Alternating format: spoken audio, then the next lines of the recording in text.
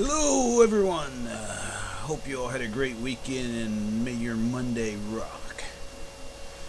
As for it being Monday, also means spooky places. And this week we shall tell of a few in Maine, starting with Kennebunkport, Maine. The Shawmut Inn is also located in Kennebunkport, Maine. Although no one really knows for sure who this prankster spirit might be, he certainly makes his presence known. Employees and guests frequently report that items move about or go missing in the house with no explanation. Usually these items include room keys around the front desk and personal belongings in the rooms. Don't worry if you plan to stay there sometime, though. These items never stay gone for good. And the Captain Lord Mansion is also another haunted inn. This house was built by Captain Nathaniel Lord in 1812. It was constructed by workers from the captain's shipyard, but he did not live long enough to move into it. The ghost is thought to be the captain's wife, as she has been seen in early 1800s clothing appearing and vanishing in the Lincoln Room. This room, originally called the Wisteria Room, but it was changed as this means remembrance of the dead. Guests who are staying in this room often encounter the spirit's presence, and she has also been seen on this spiral staircase which leads up to the 8-sided cupola on the roof. House stayed in the Lord family until 1972, when it was sold and turned into a boarding house for elderly ladies. It was sold again in 78, and this time was remodeled into a bed and breakfast inn.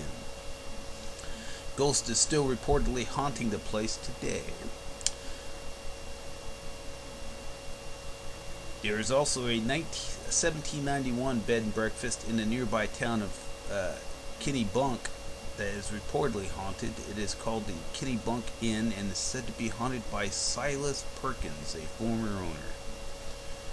Two of the most haunted houses along the coast of Maine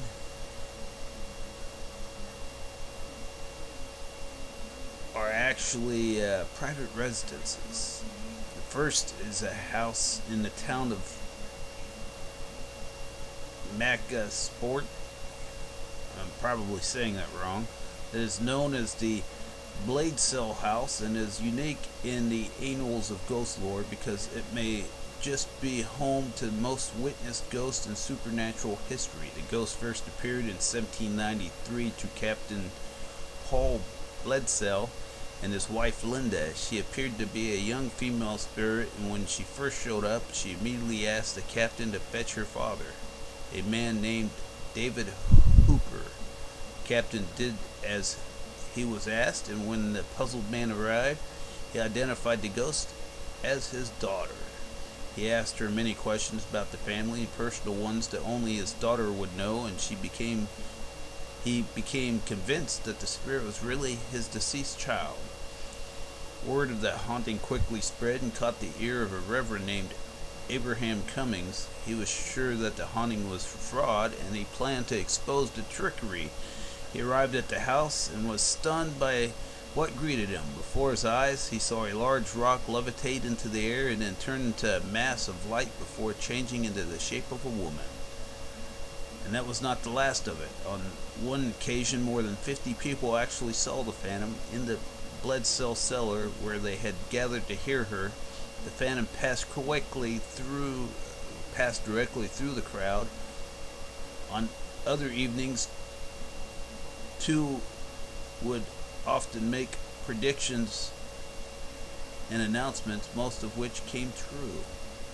Not another haunted house, this one located in Cape Elizabeth, is Beckett's Castle, a stone 3-story mansion which was built in 1871 and belonged to a publisher named Sylvester Beckett. It is the publisher himself who is said to haunt this house, and he has apparently been there since his death in 1882.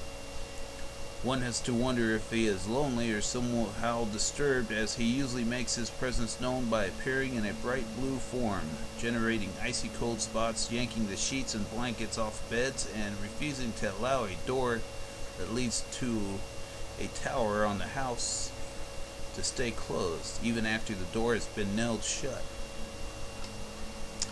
And the last stop this week, my friends, the Booth Bay Opera House in Booth Bay Harbor, Maine. The Booth Bay Opera House building was originally constructed back in 1894 and is for many years a fraternal order in the line with the Freemasons. No one knows who this resident spirit may be, although although some have an idea, but he is said to haunt the second floor room that was the meeting place of the Knights of Plethurus. Since 1949, visitors to the building have spoken of a strange presence in the room. It is usually said that the piano that is located there will play by itself, as if some spiritual piano player is manipulating the keys. Different witnesses also recount the same thing happening in 1957 during a town celebration, and again in 1977. Weird. Well, I hope you all enjoyed the tales for this week, and wishing you all a spooky night.